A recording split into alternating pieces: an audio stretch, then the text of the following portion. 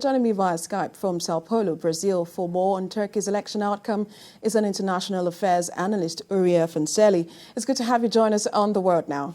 For having me here. All right. So Turks are at a very historic moment, a turning point, some would say, whether to keep their leader of more than 20 years or change to a more pro-Western path and probably roll back some of his sweeping presidential powers. But I want to ask you, what are the odds in this keenly contested election?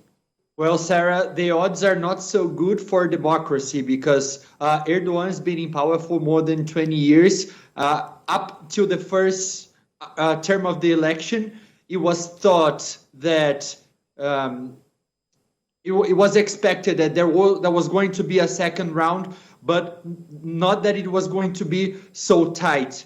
For example, now the second candidate, Kemal Kilicdaroglu, which is the most democratic candidate, he received the support of the person who was in third place, Sinan Ogan, and this candidate had 5% of the total votes. So, in the third place, he supported Erdogan. So, which means that it's an election that tends to re-elect the current president, who is not very democratic, who eroded the country's institutions for the past 20 years. They have been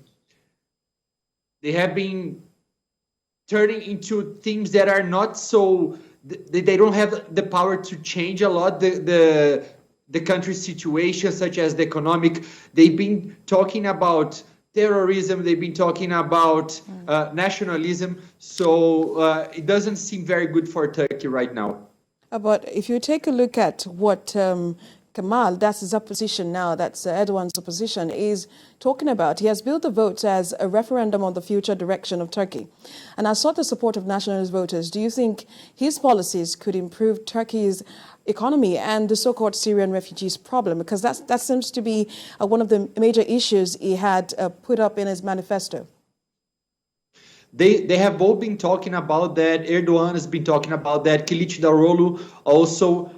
It was not something that it was expected from him to talk about sending a lot of Syrians back to their country. But he since it's been such a hot topic in the country right now, he has been trying to appeal to nationalism, and one way to do that is talking about these refugees. But if he ends up winning the election, at least his economic approach and his approach towards the West, it would be a more pragmatic way to try to solve Turkey's economic problems.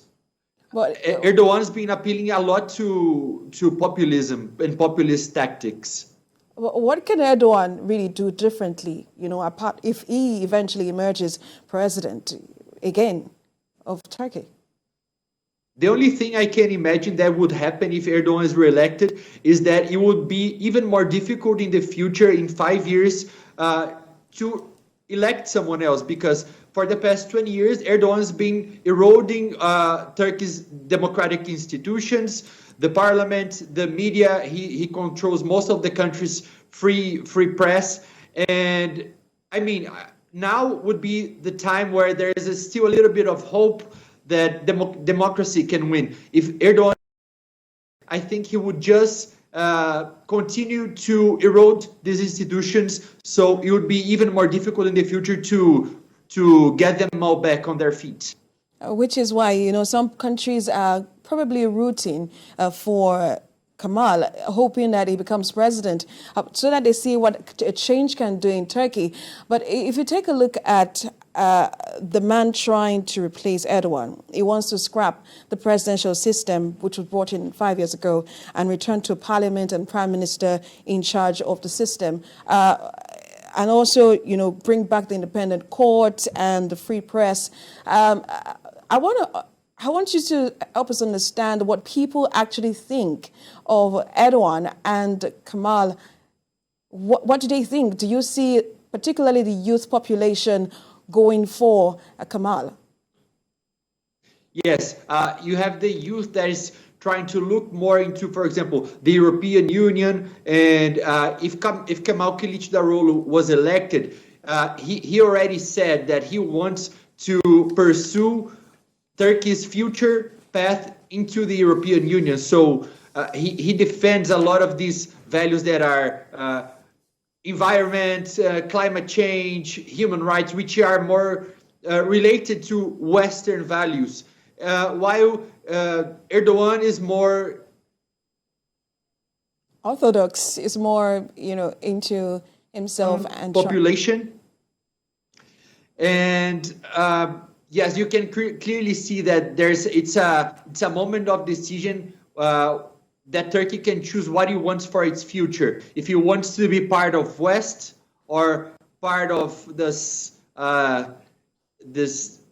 traditional Turkish culture.